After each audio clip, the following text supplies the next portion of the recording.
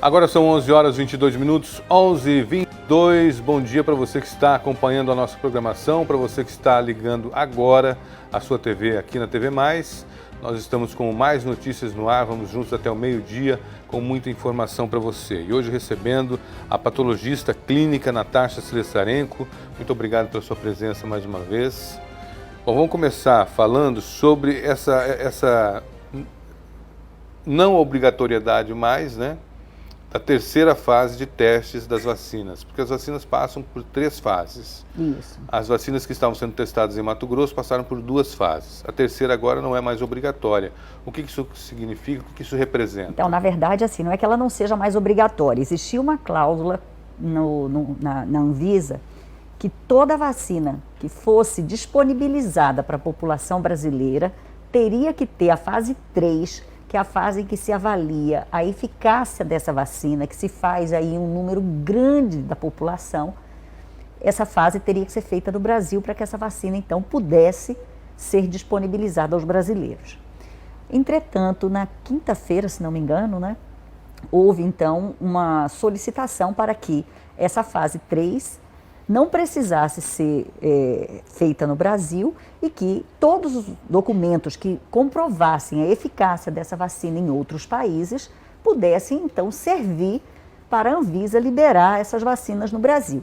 Isso no momento de pandemia, no momento em que a gente está aí com poucas vacinas disponíveis, isso a gente encara como uma coisa muito positiva. É claro que a Anvisa, apesar de que a fase 3 não necessariamente precise ser feita no Brasil, todos os rigores técnicos da Anvisa serão mantidos. Essas fases 3 dão aí, como eu te falei, a eficácia da vacina. A vacina Sputnik, por exemplo, que é uma vacina russa, ela já está sendo usada aqui no Chile, na Argentina, então já tem aí, a fase 3 dela foi feita em outros lugares, foi inclusive publicação da Lancet agora no dia 2, na terça-feira passada. A Lancet é uma revista de renome internacional, uma revista dentro da comunidade científica mundial de extremo respeito. E foi publicado ali que a vacina Sputnik tem aí uma eficácia em torno de 93%.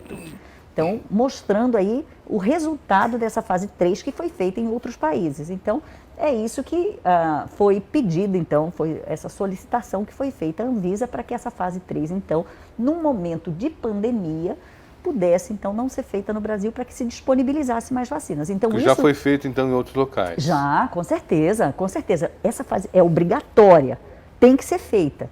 Isso foi feito em outros locais e mostrou uma eficácia muito boa, uma segurança, imunogenicidade, que são coisas todas que se avaliam nesses estudos. A senhora acredita que essa medida vai agilizar a produção de vacinas? Vamos ter mais vacinas disponíveis? Isso, eu acredito que com isso poderemos ter mais vacinas disponíveis, mas é muito importante que a população esteja esclarecida de que, apesar de que não vai ter a fase 3 aqui, se realmente isso se concretizar, mas que todos os outros documentos, todas as outras validações que a Anvisa precisa serão comprovados. Não vai ter a fase 3 aqui no Brasil, mas os documentos que comprovem toda a eficácia, segurança e imunogenicidade das vacinas serão fornecidos. Então, isso, com certeza absoluta, vai agilizar sobremaneira a quantidade de vacinas disponíveis. Porque não adianta a gente falar assim, mas tem que dar vacina. Ok, mas tem que ter vacina para dar. Então, a gente está aqui enfrentando aí dificuldades para conseguir vacinar, chegando aí de pouquinho em pouquinho. Sábado a gente teve a chegada aí de, se não me engano, 90 litros do IFA, né, que é o insumo farmacológico ativo para produzir a vacina da AstraZeneca aqui na Fiocruz, que vai ser responsável por produzir mais de 3 milhões de doses. Então, tudo isso é motivo de realmente bastante alegria por parte de todos nós, porque a gente só vai conseguir coibir essa pandemia a partir do momento em que se tem a vacina disponível e que grande parte da população tome a vacina. Ou seja, abrir mão da fase 3 não tira a segurança da vacina. De forma alguma, não pode tirar de forma alguma. Então, por isso a Anvisa terá todos os requisitos, não é ela vai ter toda a documentação para liberar ou não liberar a determinada vacina para uso entre os brasileiros. O Brasil faz uma pesquisa aí para a produção de uma vacina 100% nacional. Vamos ver o VT e a gente volta comentando. Roda para mim. Nos braços de mais de 3.300.000 brasileiros, já foram injetadas as vacinas Coronavac, produzidas pelo Instituto Butantan em parceria com a chinesa Sinovac e a AstraZeneca, criada em conjunto com a Universidade de Oxford, na Inglaterra. Mas desde o ano passado, pelo menos 15 projetos de imunizantes contra o coronavírus foram propostos aqui no Brasil. Um dos mais avançados é do Instituto de Ciência e Tecnologia em Vacinas, formado pela Fiocruz de Minas Gerais e outros laboratórios. A vacina utiliza o vírus da gripe para produzir anticorpos. A nossa vacina já está nos testes pré-clínicos em camundongos, com resultados bastante interessantes. E nós esperamos que até o final do ano nós possamos iniciar os estudos clínicos, desde que nós tenhamos aporte financeiro. Outros projetos que seguem adiante são do Instituto de Ciências Biológicas da USP e da Farmacor de Ribeirão Preto. A vacina desenvolvida pelo Instituto do Coração é um imunizante intranasal, administrado em uma das mucosas mais afetadas pela doença respiratória. Funciona como um spray para rinite. Está em fase de testes pré-clínicos em animais. Ainda vai passar por uma prova de toxicologia para verificar se os componentes não causam efeitos colaterais ou alergias graves. A expectativa é que os testes em humanos comecem ainda nesse semestre. Mas, por enquanto, as pesquisas ainda esbarram na escassez de recursos. O INCOR estima que, com perto de 300 milhões de reais, seja possível desenvolver a vacina brasileira. Uma vez que a gente comece a fazer a vacina aqui, nós vamos dominar completamente o processo de produção, a quantidade de produção e, inclusive, fazer adaptações para as variantes viriais que acontecem no Brasil, como a gente está agora acontecendo com a variante de Manaus. As autoridades precisam entender que ciência não é gasto, é investimento. E que as grandes economias no mundo, não somente as já estabelecidas, mas as emergentes, estão investindo pesado em ciência. Olha o exemplo da Índia, olha o exemplo da China. Nós estamos comprando material, a IFA, da Índia. Doutora, nesse caso aí, os estudos ainda são iniciais, né? Exatamente, são estudos pré-clínicos, né? Então é aquela fase 1 que faz em animais ainda, mas é sensacional. Então, assim, hoje existem mais de 200 vacinas sendo testadas aí, começando esses estudos, fazendo estudos, umas mais adiantadas, outras menos adiantadas. Já temos aí vacinas sendo dadas na população brasileira e muitas no mundo. Enfim, sem dúvida alguma, só vamos conseguir controlar essa pandemia com o advento de vacinas. Fico muito feliz aí do professor Calil estar coordenando aí esse grupo de vacinas lá da USP, do Instituto do Coração, junto com essa instituição lá de Ribeirão Preto, porque essa vacina intranasal é sensacional. Se a gente for pensar, por exemplo, como é a vacina da poliomielite, que dava na gotinha na boca, porque a polio é de transmissão fecal-oral, a gente ingere o vírus da poliomielite e o intestino, então, tinha bastante imunidade contra ele, você fazer uma vacina intranasal seria fantástica. Então, realmente, ser pesquisador aqui nesse país é motivo de muitas palmas, né? Porque é um país realmente que a gente tenta... Investe pouco, né? Muito pouco, se investe muito pouco em pesquisa e a gente precisa ter aí temos pesquisadores fantásticos, temos instituições assim maravilhosas, a Fiocruz, o Butantan, são instituições de grande peso, de grande contribuição na pesquisa mundial. Então, realmente, fico muito feliz e, se Deus quiser, a gente vai conseguir fazer essas vacinas por aqui também. Mas agora nós estamos vacinando a população, porém, existem 3 novas cepas, né? 3 novos tipos do mesmo vírus, 3 variantes, né? 3 variantes do vírus. Essa vacina, ela vai atingir também essas novas variantes ou não? Uma pergunta aí que hoje está valendo alguns milhões de dólares se a gente conseguir responder. Ainda não temos uma resposta completamente definida para isso. A vacina da Moderna já publicou que para a variante da África do Sul, ela tem uma resposta menor. A África do Sul hoje proibiu a vacina da Pfizer no Brasil, a vacina da Pfizer na África do Sul, porque a cepa que eles têm lá é uma cepa que não está respondendo a essa vacina. Então vejam, o que nós precisamos fazer? Cada vez que o vírus se multiplica, ele corre o risco de sofrer essas mutações. Isso é absolutamente normal, isso acontece. Milhares de mutações a cada vez que o vírus se multiplica. Agora, quando essas mutações, que são pequenas modificações no vírus, chegam a dar modificações no comportamento desse vírus, aí que a gente passa a chamá-las de variante. Hoje temos descritas 3 variantes que são realmente motivo de preocupação.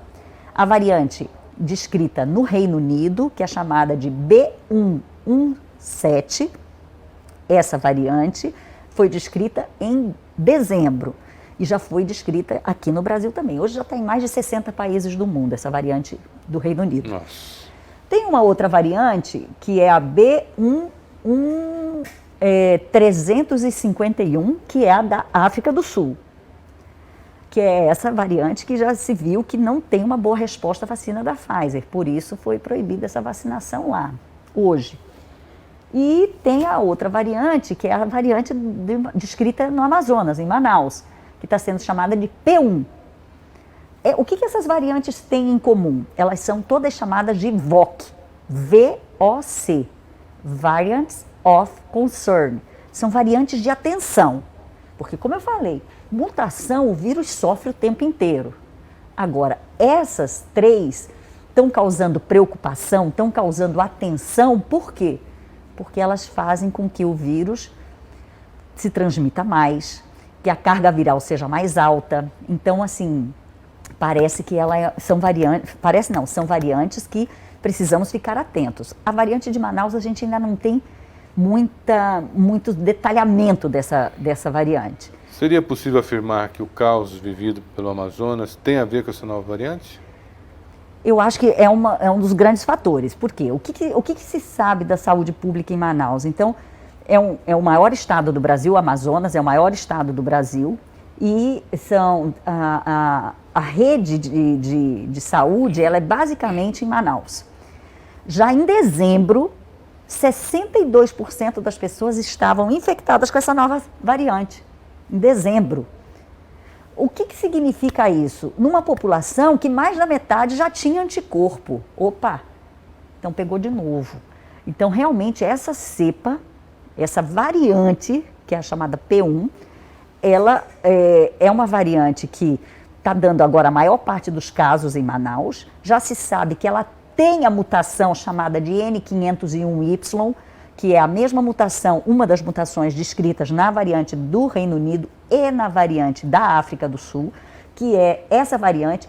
Essa mutação faz com que o vírus se multiplique mais rápido, ou seja, que ele dá uma carga viral maior. Ao dar uma carga viral maior, as pessoas têm mais sintomas, elas transmitem mais. E, ao mesmo tempo, como ele é mais transmissível, mais gente fica doente ao mesmo tempo. Se mais gente fica doente ao mesmo tempo, dentro de um sistema de saúde que é restrito, então eu vou ter o colapso. Então, essa é a grande preocupação das autoridades. Então, por isso, a gente reforça a importância de que vocês estavam falando aí, ver a praça popular com tudo aquilo de gente, sem máscara, deixa a gente num estado assim de aflição muito grande. Por quê? Enquanto não tivermos muita vacina disponível e muita gente tomar vacina, grande parte da população tomar vacina para conquistar aquela chamada imunidade comunitária, que a gente não sabe se é 30%, 40%, 50%, 60%, 70%, quantos por cento da população vai ter que tomar vacina para a gente realmente impedir a circulação viral? A gente não sabe. Uns dizem em torno de 60%, 70%. Ok, mas e vai ter vacina para tudo isso? Quanto tempo vai levar para isso? Enquanto isso, o vírus está se multiplicando e está criando novas variantes. E aí a gente fica, entendeu? Parece que a gente está enxugando gelo, que a gente está correndo atrás e a gente precisa estar na frente desse vírus. O caso de reinfecção, por exemplo, nós tivemos agora recentemente a primeira-dama do Estado, né? Virginia Mendes, que foi reinfectada. E outras pessoas aí. Como saber se não é uma nova variante? Então, a reinfecção é bastante. A gente precisa ter bastante cautela para falar de reinfecção. Reinfecção é uma infecção por uma nova um novo vírus por um vírus diferente. Como é que a gente pode caracterizar isso? Então, a vigilância sanitária, a Anvisa já deu o caminho. Então, eu tenho que ter pelo menos 90 dias entre uma infecção e outra, de preferência com PCRs negativos nesses 90 dias. Eu tenho um PCR positivo aqui, aí passo 90 dias, um outro PCR positivo, independente de ter tido ter manifestações clínicas na primeira ou na segunda vez. Mas eu tenho que sequenciar esse vírus da primeira vez e da segunda vez. E pareá-los, ver se eles são comparáveis ou não. Qual é a variante que tem? Se é o mesmo vírus ou se é alguma variante dessas já descritas ou até, de repente, uma nova variante. Então, para caracterizar como uma reinfecção, eu preciso ter 2 PCRs, que é aquele teste que se colhe do nariz, com intervalo de, no mínimo, 90 dias entre um e outro, e fazer o sequenciamento genético, ou seja, esmiuçar e saber direitinho qual é a sequência genética do vírus 1 e qual que é a sequência genética do vírus 2. Parear esses vírus e ver se realmente eles são distintos. E aí teria que ter sido feito esse sequenciamento já na primeira vez. Não, mas essas amostras, os laboratórios que fazem, eles são obrigados a manter as amostras guardadas para esse tipo de estudo. Então, e o Brasil sequencia muito pouco. Esse é um outro problema. Então, desde o início se fala muito em testar, testar, testar. Hoje nós já passamos dessa fase do testar, testar, testar, mas ainda não temos os testes assim, em larga escala, né? Há pouco tempo, agora começou a ter o teste do antígeno na Arena Pantanal, o que é excelente. Esse é um dos testes recomendados para essa fase, além do PCR. Agora, não estamos fazendo essa verificação de toda a análise genômica do vírus, que é feito só em laboratórios de referência, no Adolfo Lutz em São Paulo, Fiocruz, Evandro Chagas no Pará. Então, são laboratórios específicos que fazem esse sequenciamento. No Reino Unido, por exemplo, já tem milhares de amostras sequenciadas. Então, eles permitem saber com maior precisão se é ou não uma reinfecção. Como que a senhora viu o aumento de fake news envolvendo as vacinas? Ai, com muita tristeza, realmente com muita, muita tristeza. As vacinas são a maior descoberta para as doenças infecto-contagiosas. A varíola foi erradicada do mundo graças às vacinas. Eu sempre falo que quem tem marquinha aqui no braço à esquerda, a gente consegue dizer que nasceu antes de 1970. Por quê? Porque tomou a vacina da varíola. Quem nasceu depois da década de 70 não tem mais essa marquinha aqui no braço esquerdo, só tem no braço direito.